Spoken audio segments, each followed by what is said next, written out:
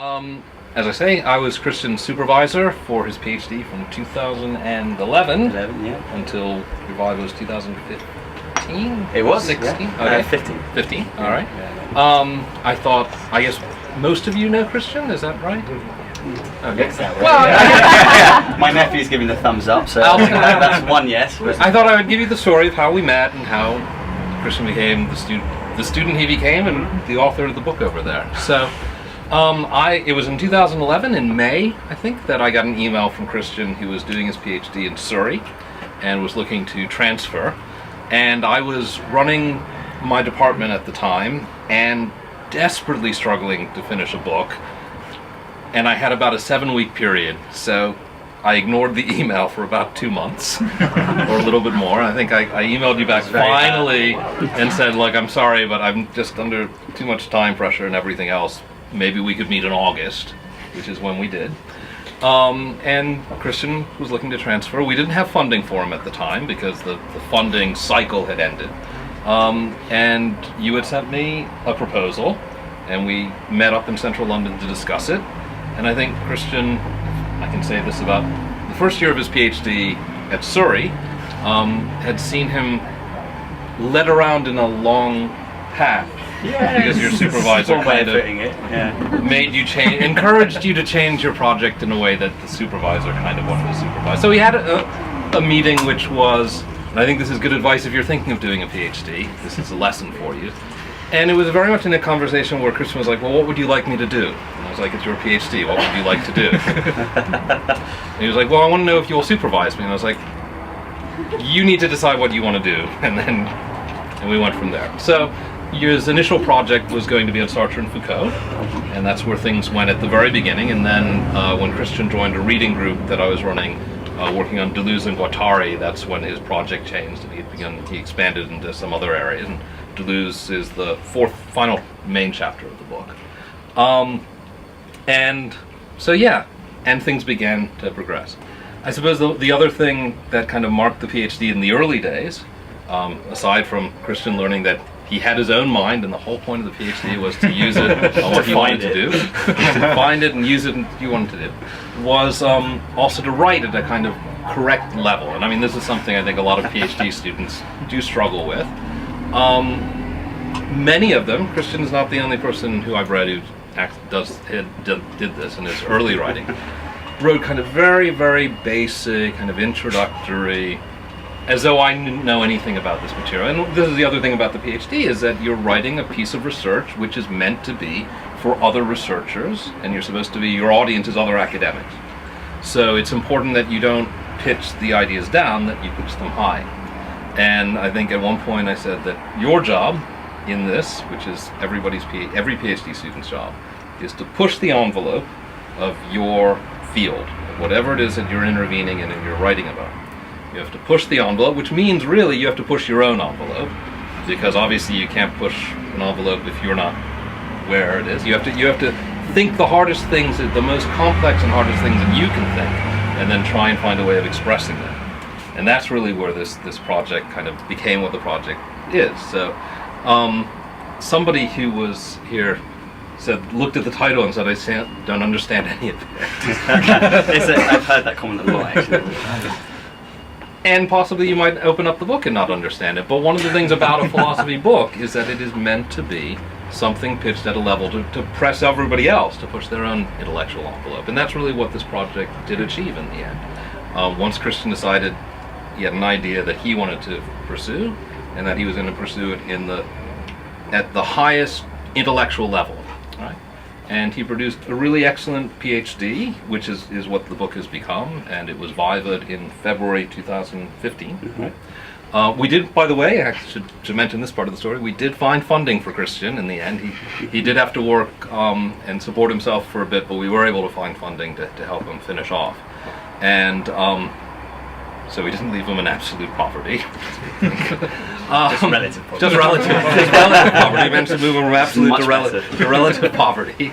And his viva, I think you had minor corrections, but it was extremely well received by Henry Summers Hall, who's an academic in our department, and Paul Patton, who's a very renowned political philosopher in Australia, who was Skyped in because the university allowed us to do that, and it wasn't going to be in Europe at the time, but we needed to get the exam done. And then Edinburgh University Press picked up the book and created a book cover with a Klee painting, which I'm really jealous of. There's 3 books, and nobody ever put a Klee painting on my book cover, but I'm pleased that I at least have a presence in the back cover of the book. So I think was that an embarrassing enough story for you? Yeah, it's perfect, yeah. Excellent. Wonderful. Well, thank you. Yeah. Let me introduce Christian Gilliam to you, who you already know.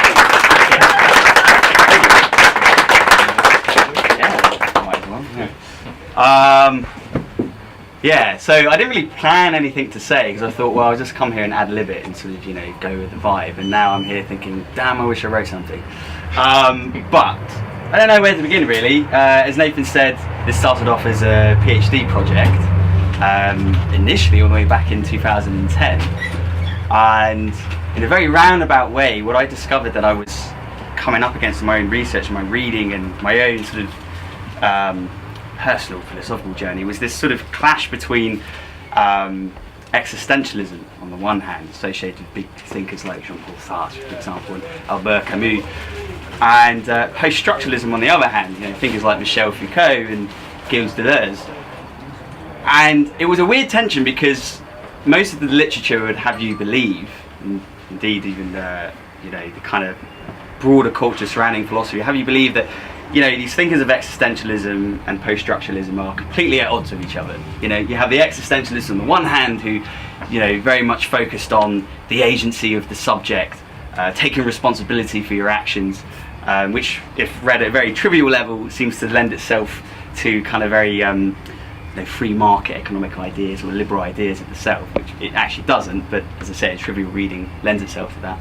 And then the post-structuralists on the other hand who are very much disavow the notion of the subject, of the centered self, as being the precondition for thought, meaning and action, which is why they're often called sort of anti-humanists. Not anti-humanists in the sense that they hate human beings, although Caesar might have done, he murdered his wife, but Trivial. It's trivial, isn't it? If we judge philosophy by the philosophers, we do, because Heidegger was like a Nazi and stuff. But anyway, the point being that there was this tension. Post-structurists, in very simple terms, essentially saying that we are a condition of our surroundings, of our discursive surroundings. That power is not this thing that is possessed and exercised on the people, but it's something that is relational. It's something that's interactive, something that we're engaged with all the time and caught up with all the time, and it interlaces with knowledge, what we take to be true and meaningful, and the conditions of justifiable knowledge and all this sort of thing, including knowledge of the human subject itself. So you can see on this level how there was this tension, and yet I had this sense, and I used the word sense in a very particular sense, of something that is not quite representative yet. It's not something that you've represented in thought. It's almost like, if you like, a gut feeling. So I had this gut feeling that there was something going on there between the two. There was some kind of correspondence that the literature wasn't really picking up. And without going into too much detail, through years of changing my PhD thesis numerous times and approaching the issue through different angles. At one point I was convinced I was going to do something with neurosciences, and he said to me, "We'll just do neuroscience then, why are you doing philosophy?" And I was like, yeah, that's good point. So I had to kind of trial and error, but eventually it was the concept of immanence that I found united all these thinkers. And immanence is a funny old concept. It really kind of comes from theology, and broadly speaking it refers to something that's within, something that's conditioned from within, in which case you could have the cause and the effect. So to put it very basically, you think about debates about God. How does God exist? Is God outside of the world, outside of existence, conditioning it, in which case it would be transcendent, external, or is God within the existence that she creates, which is immanence? Now this is not a theological text by any means, but the concept of immanence comes from this trajectory. And what we find later on when philosophy starts to take a transcendental turn, Transcendentalism, of course, referring to a study of essentially the conditions of experience, what allows us to make meaningful and cogent representations of the world around us. With this term, transcendentalism, and later ontology, so the study of the human being itself, immanence took on a new meaning, and it looked at how the conditions of our experience are also internally conditioned. In other words, to begin with, there's no transcendence in the positive sense, in the form of God, that conditions our existence, and equally there isn't a sort of formal transcendence as a kind of constitutive negativity, which is something that comes out of Hegelian dialectics. At its simplest, immanence applied to the understanding of the self is to hold that the experiences that we have every day, the experiences of our world, and a world that's certainly organised, and I don't mean organised in a determined sense, but nevertheless there's always this attempt to organise our world socially, politically, economically, highly organised, the organisation of language, of signs, of meaning, things that we absorb within ourselves, and these experiences become the transcendental conditions of experience themselves. It's kind of like this folding into each other, and that's essentially what immanence is. And really this is happening on, if you like, a very unconscious level to begin with. And the idea is really that what we take to be our conscious self, our egos, and the identities by which we coordinate that ego, I am this, I am that. This is a very sort of trivial level of our existence almost. It's secondary to a more primordial process that's going on and determines who we are. And when we cash that out into political discourse, it very much challenges the idea that we can understand politics in terms of asocial, volitional subjects. We often talk about democracy in terms of decision making, and we scratch our heads over things like Brexit and xenophobia and racism, to think, how can these people think this way? Despite all the facts that we show them, the economic benefits of migration and so on and so forth, people still, they're not going that way.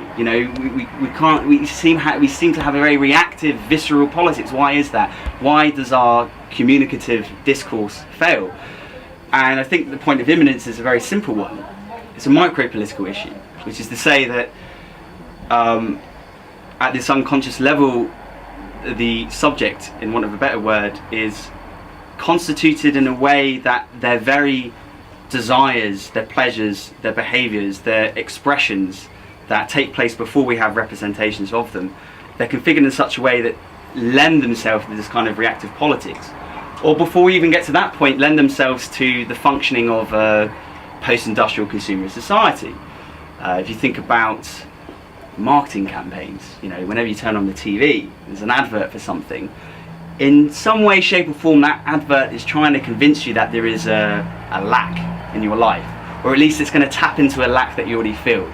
We often feel this lack in terms of relationships. We have a fantasy of how the other person should be, and the reality of that person doesn't meet the coordinates of the fantasy, and that's the lack, that's the discrepancy, and we try to fill it somehow. We're always trying to fill this lack, and marketing very much taps into that. The whole consumer industry is about selling things to us that, to paraphrase somebody, sell things to us that we don't need, money we don't have, to impress people we don't even like.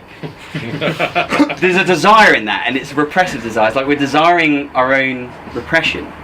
Anyway, the point of this tangent is that if we really want to understand political transformation, if we really want to understand how political power works, if we really want to build emancipatory projects, however they may be envisioned, we have to first of all pay attention to this constitutive level of the self, this unconscious self, this micro-political self. Even if we bring in all the reforms, progressive reforms we can imagine within a particular institution, the same old reactive, stifling issues will present themselves again, as long as the people of which the institution is comprised are reactive, are of a reactive desire. So yeah, really micropolitics is about, to put it at its most basic level, conscious, really. So, with that in mind, I'm just going to read from the preface of the book, which pretty much, in more concise form, summarises everything that I've just babbled on about. There you go, that's what happens when you ad-lib. There you go. I try to work under pressure. Okay, so it's just a few pages long. It shouldn't take too long. I won't bore you much more. And after this, I'll take some questions if there are any. If not, you can get pissed. So, with the alcohol, that wasn't an insult, by the way. Right, so, preface. This book arises from the acknowledgement that, in spite of numerous proclamations concerning the death of the subject, it lives on. Although one can locate several divergencies in conceptual and normative orientation within contemporary political theory, the subject, including the identities by which it is coordinated and the institutions through which it travels, is still retained as the indispensable precondition of thought, meaning, and action. It has thus become the sine qua non of politics. It is my view that such a vision of the political serves to obscure the genuine site of political transformation and, with its emphasis on a subject identity institution triad, assists the very power relations and macro-political structures that forestall genuine emancipatory work. The genuine site I have in mind is that of the micro-political. At its most basic, this can be understood in terms of the unconscious and affective self, a life of desire and libidinal attachment, which conditions our subjective experience of reality, preceding and determining the self in the guise of an ego and the identities by which it coordinates itself, and thereby underpinning and directing our conscious deliberations and actions. Though such a life conditions reality, it is simultaneously conditioned by the experience itself, typically in the form of macro-political structures. There is as such no truly public-private distinction to be had, or nothing truly beyond that which we live in ultimate flux that can be relied upon as a pre-socio-political or extra-socio-political ground. I arrived at this understanding of the micro-political primarily through the works of Michel Foucault and Gilles Deleuze, though it was significantly enhanced and shaped by my encounters with various other philosophers, especially Jean-Paul Sartre and Maurice Merleau-Ponty. See, it's the French names that are throwing me off. I still don't say them right after all these years. The aforementioned develop extremely similar themes to Deleuze and Foucault, specifically in that they all employ an ontology of pure immanence. Really, I should say employ something akin to it, but never mind. As a means of locating a pre-personal and pre-individual zone of political subjectivity and transformation, and insofar as they all place great emphasis on existential practices of the self as a form of authentic resistance to relations of power. What truly struck me in my readings, however, was the lack of coincidence in such similarity, and the veritable fact that this is yet to be truly identified and discussed within the context of political philosophy. The existentialism of Sartre and Merleau-Ponty, an existentialism continually viewed as antithetical to the post-structuralist micropolitics of Foucault and Deleuze, inspires, underpins, shapes, and makes sense of micropolitics. Thus, unlike previous works on micropolitics, which may be considered philosophically light, or at least neglectful of the importance of ontology, this book provides its true philosophical context. This context, I hold, is essential to fully understanding the pertinence and efficacy of micropolitics as a politics without a subject. Indeed, it is precisely through neglecting the philosophical context of micropolitics, or rather the genealogy of the ontology of pure immanence underpinning it, that even those writing within the micropolitical milieu have tended to retain some version of the subject identity institutional triad. So, this book is clearly philosophical in tenor, inasmuch as it is conceptually concerned with our human being, that is immanence, and the relation this has to socio-economic and political life. Yet the book is also contemporary and concrete, inasmuch as it situates this philosophical endeavour within the context of westernised post-industrial societies. The macro-political structures that condition the micro-political and are conditioned by it are themselves shaped and underpinned by the axiomatic of capital. There is a real, enduring and inescapable materialism to this philosophy. In this sense, I envision a strong connection between my project and Marxism, which is quite a dirty word at the moment apparently, but there you go. Well, you know me. Indeed, in addition to Nietzsche, Marx is to this book what the spectre is to the feast. He is the haunting shadow, the background figure that casts itself over the work. And though rarely mentioned directly, he shapes much of the book's meaning and significance. We can venture to say, in fact, that my project is an emancipatory one, very bold claim, for it seeks to provide the conceptual basis for overturning the destructiveness of westernised post-industrial capitalism. Emphasis on conceptual basis, not real basis. But what makes this project different from dialectical materialism, which is associated with Marx, is that it does not emphasise contradiction and negation. It emphasises instead folded or disjunctive relations. This entails an entirely different understanding of the nature of power and resistance. Power is not negative or anti-energy, but a productive force relation operating on, with, and through desire, or our virtual self. Resistance then is not a mere question of negating powers of government through social movement, democratic endeavour, and so forth. Though such activity can and has no doubt proven efficacious, it is not primary. True resistance concerns engaging with practices of the self, working through power relations via desire, so as to bring about a fundamental change to the very self that such relations of power are reliant upon. That is to say, we must change ourselves before we can hope to change our politics. The justification, if you will, for such a politics is also different from traditional Marxism. It is one consistent with the epistemological element of immanence that dictates there is no transcendent vantage point or metaphysical crutch upon which we can build a reliable moral code or system. Though this may imply nihilism, immanence invites us to consider the value of life affirmation, which entails the affirmation of the creative becoming that, as I will come to argue, defines our virtual unconscious self or desire. That is, to affirm life as it is out there and for us, beyond existential reproach and resentment, which is basically a very fancy way of saying resentment. To ask life to justify itself under the auspices of reason, what greater nihilism could there be? To respect and even celebrate the radical, fundamental difference, the creative becoming it entails and effuses, is the true mark of affirmation and the true antidote to nihilism. And yet, it is this creative becoming that is most at stake in post-industrial capitalism. The creative becoming of the self that is continually suppressed and manipulated in the interest of sustaining economic growth and stability. In less opulent parts of the world, humans are deprived even of the most basic material and opportunities for life. Then, of course, there is its unrelenting destruction of the environment. Capitalism is inherently life-negating. It is an existential threat, and thus its overturning far exceeds the concerns of contemporary ethics. It is not a question of right and wrong, but a simple question of life itself, of the survival of its productive, abundant, and creative capacities. My view, to put it more directly, although that was pretty direct, is that capitalism threatens precisely that which is the precondition of biosocial evolution and related to it a more open, sustainable, and affirming society and world. Affirming life entails affirming those with whom we share it, and who fill out our own.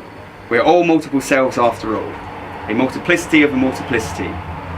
This work and its author is no exception. There are a myriad of people and encounters, some direct and easily recognisable, others indirect and discreet, that have influenced every utterance found inside the pages of this book.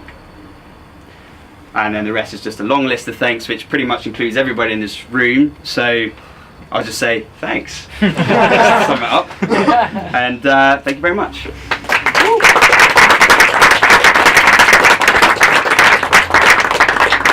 Thank you. And just to say before the Q&A, if there are any questions, and certainly don't feel obliged to ask them, do me a favour. The book, we do have some books on sale here today. They are heavily discounted, although they still come to 30 quid. It's a lot of money. So don't worry, I'm not expecting to get your wallets out. I only get about 2% commission anyway, so what do I care? But if you are interested, yeah, exactly. Talking about capitalism, yeah. But it's usually the hardbacks, usually £70, which unfortunately is quite typical for an academic monograph. But as I say, today it's £30. and hopefully one day in the future the paperback will come out and be £20. Still a lot of money, but not as much. So yeah, if there are any questions, happy to take them. If not, we can just mingle. Right, mingle it is. So mingle around, people listen. Oh, we have a question. Okay, right.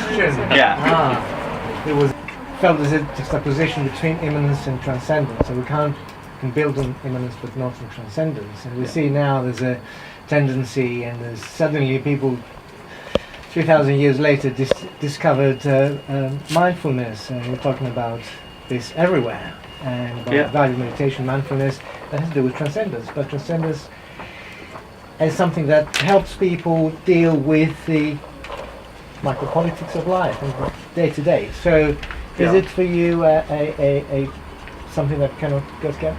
Well, it depends how we understand transcendence to begin with. I think if you take it in the very kind of literal linguistic sense, then there is certainly a transcendence to be had within immanence. But if you take it in the conceptual sense, it becomes problematic, because if you take transcendence to mean excess, in other words, then yes, it exists. But once we understand transcendence in terms of a negative, in terms of a negation, an escape via negation, as I argue in the book, that's very conceptually problematic and kind of runs against the grain of the whole purpose of philosophy.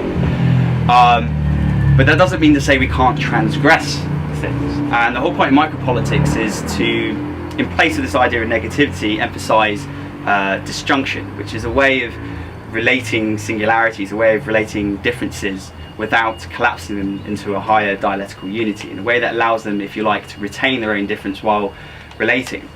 And our very unconscious self, as well as the kind of exterior discourses and discursive power by that operates through and within it, is comprised of these disjunctive points of connection. It's precisely those points that are the points of freedom too. That's the immanent resistance, that you use the very points of power itself to transgress. You exploit the excess that's inherent within the system. So if you take transcendence, whether meditative or musically, aesthetically, if you take transcendence just to mean an excess, to a sort of going beyond but without negativity, then yeah, it still has a place in this conceptual schema. Okay. Pointing. Any other questions? We silenced the room. Okay.